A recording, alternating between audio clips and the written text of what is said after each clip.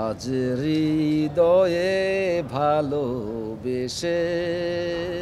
আমি হচ্ছে একজন অভিনেতা। আমার কিসের রিস্ক? সব চরিত্র আমার স্বপ্নের চরিত্র। অভিনেতাদের কাজই তো আসলে রূপদান করা। দুর্নীতি তো কোনো শেষ নাই। স্কুলিংটা এখানে করি আমরা, তাহলে আমাদের দুর্নীতি অনেক কিছু কমে যেতে পারে। 420 সাথে দর্শকের একটা আত্মার সম্পর্ক আছে। আমার কোনো রিস্ক নাই। আমি হচ্ছে একজন অভিনেতা। আমার কিসের রিস্ক? আমার রিস্ক মনে হয় না আর কি।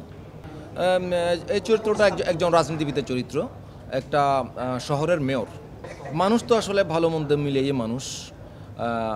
একজন বাবা হিসেবে খুব ভালো হয়তোবা, কিন্তু অন্য জায়গায় হয়তোবা তার অনেক মন্দ দিক আছে। ভালো মন্দ মিলিয়ে মানুষ, এটাও একটা ভালো মন্দ মিলিয়ে মানুষ আর কি। এটা আমরা সিনেমা দেখলে বুঝতে পারবো। প্রথম প্রিপারেশন, প্রথম ধাপ থাকে হচ্ছে ডিরেক্টরের সাথে যত বেশি সময় কাটানো যায়। অর্থাৎ যে এখানে যে ক্যারেক্টারটা, এই ক্যারেক্টারের নাম হচ্ছে ডাবলুকে আমি কখনো চিনি না, যেরকম অন্যান্য ক্যারেক্টারকে আমি চিনি না। এটা আমি ডিরেক্টরের মাধ্যমে চিনি। তো ডিরেক্টরের সাথে আমি যত বেশি সময় কাটাতে পারবো, ডিরেক্টর তত বেশি ওই ক্যারেক্টার আমার ভেতরে মানে দেওয়ার চেষ্টা করতে পারেন, সুযোগ পাবেন। আমিও সুযোগ পাবো ওই চরিত্র সম্পর্কে আরও বেশি জানার জন্য। আর স্ক্রিপ্ট তো আছেই, এই স্ক্রিপ্টগত কিছু প্রিপারেশনের ব্যাপার তো আছেই। তো আমরা এই ছবিটি করার আগে May, June, July, August, September, October, আমি প্রায় 6 মাসের মতো সময় পেয়েছি। আর ডিরেক্টরের মাথায় আরও আগে থেকে ছিল।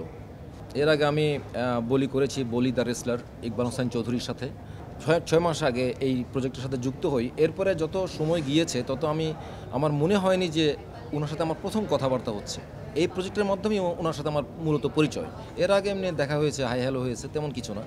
কিন্তু পরিচয় হওয়ার পর থেকে আমার মনে হয় না যে একটা মানুষের সাথে নতুনভাবে পরিচিত হলাম। আমার মনে হয়েছে যে ওনাকে হয়তো আমি অনেক দিন ধরে চিনি, কারণ উনি ওনার চরিত্রগুলিকে নিয়ে খেলেন। উনি অনেক দিন ধরে কাজ করছেন। উনি অনেক পারফর্মারের সাথে কাজ করেছেন, পারফর্মারদের বিট বোঝেন, সব কিছু বোঝেন। উনি ওনার মতো করে ওনার চরিত্রটাকে তৈরি করে নেন আর কি। না, আমার স্পেসিফিক কোনো কিছু নির্দিষ্ট ওরকম কোনো চরিত্র নাই। সব চরিত্রই আমার স্বপ্নের চরিত্র। সব চরিত্রকেই নতুনভাবে করার চেষ্টা করি আর কি। হ্যাঁ, এখানে আমার ক্যারেক্টারটা রেসলার। আর কবে দেখবো আসলে এটা আমিও নিশ্চিত নই, এটা ডিরেক্টরই ভালো বলতে পারেন। তবে আমি শুনেছি এটা সেন্সর বোর্ডে দেয়া হয়েছে, ওখান থেকে এখনও সেন্সর সার্টিফিকেট পেয়েছে কিনা এটা আমি জানি না। পানিতে ডিগবাজি বলিতে ওটা আসলে যেটা ওটা বলিরিয়া না, হ্যাঁ মনে পড়ে। এটা আমরা ঢাকা ভার্সিটির সুইমিং পুলে শ্যুট করেছিলাম। আমি নাসিরউদ্দিন খান। অভিনেতাদের কাজই তো আসলে রূপদান করা। আমার মনে হয় হ্যাঁ, দর্শক হয়তো মনে রাখতে পারে আর কি কিছুটা। আর মনে রাখতে পারে বলতে, আমাদের এই ক্যারেক্টারটা তো আসলে খুব পরিচিত ক্যারেক্টার। এটা আমাদের দেশের ঘটে যাওয়া অনেকগুলো ঘটনা আমরা এই চরিত্রের মাধ্যমে দেখতে পাবো। সেহেতু দর্শকরা অবশ্যই অনেক কানেক্ট করতে পারবেন। আর কানেক্ট করতে পারলে অন্তত কিছুদিন তো হয়তো দর্শকের মনে থাকা যাবে আর কি। বাকিটা ভবিষ্যৎ বলবে। দুর্নীতি তো কোনো শেষ নাই। আমাদের দেশের কথা আমরা যদি বলি, তো দুর্নীতি তো সব জায়গার মধ্যেই আছে। আমরা আশা করি ধীরে ধীরে এখান থেকে মুক্ত হতে পারবো। তো এখান থেকে মুক্ত হওয়ার আসলে কি বলবো, আমি আমার দর্শকদের সাথে একটা কথা একটু শেয়ার করি প্রসঙ্গক্রমে। সেটা হচ্ছে, আমরা সরকারের দোষ দেই, স্কুলিংয়ের কথা বলি, স্কুল কলেজের কথা বলি, আগের মতো লেখাপড়া হয় না। আমার মনে হয় পরিবারের, এটা আমার মনে হয় না, এটা সবাই জানে, পরিবারের চাইতে বড় ইউনিভার্সিটি আর নাই। আপনারা পরিবার পরিজন যারা আছেন, তারা পরিবারের মধ্যে স্কুলিং করবেন। দেশের অনেক ধরনের অরাজকতা ঘটবে, অনেক ধরনের বিশৃঙ্খলা ঘটবে।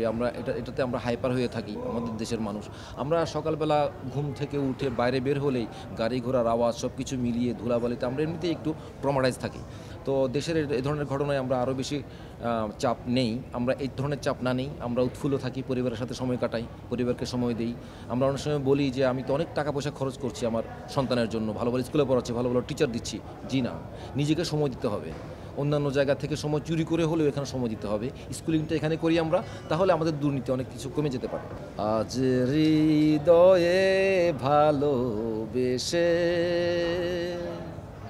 লিখে দিলে গান তুমি এসে, এটা আমরা শুনবো আর কি হয়তো।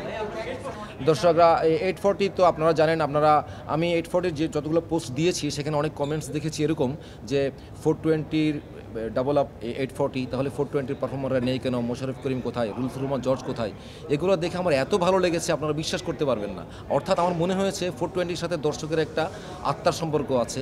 সেই চরিত্রগুলো তারা এখানে দেখতে চেয়েছে। এমন নয় যে আমাকে অপছন্দ করে, আমাকে ঘৃণা করে ওনাদের কথা বলছে। এই জিনিসটা আমার খুব ভালো লেগেছে। তো 420 দর্শকরা অবশ্যই 840 দেখবেন এবং আমি যতটুকু টের পাচ্ছি যে দর্শক বেশ উদ্গ্রীব হয়ে আছে এই কন্টেন্টটা দেখার জন্য। আপনারা কন্টেন্টটা দেখেন, সিনেমা হলে 13 তারিখ থেকে মুক্তি পাচ্ছে। আর আমাদের সাংবাদিক ভাইরা যারা আছেন তারা অনেক সময় অনেক কষ্ট করেন, তাদের সাথে অনেক সময় ব্যক্তিগতভাবে কথা বলতে পারি না, হয়তো বা আপনারা মনে কষ্ট নিয়েন না। আপনারা সবসময় ভালো থাকেন ভাই, ধন্যবাদ।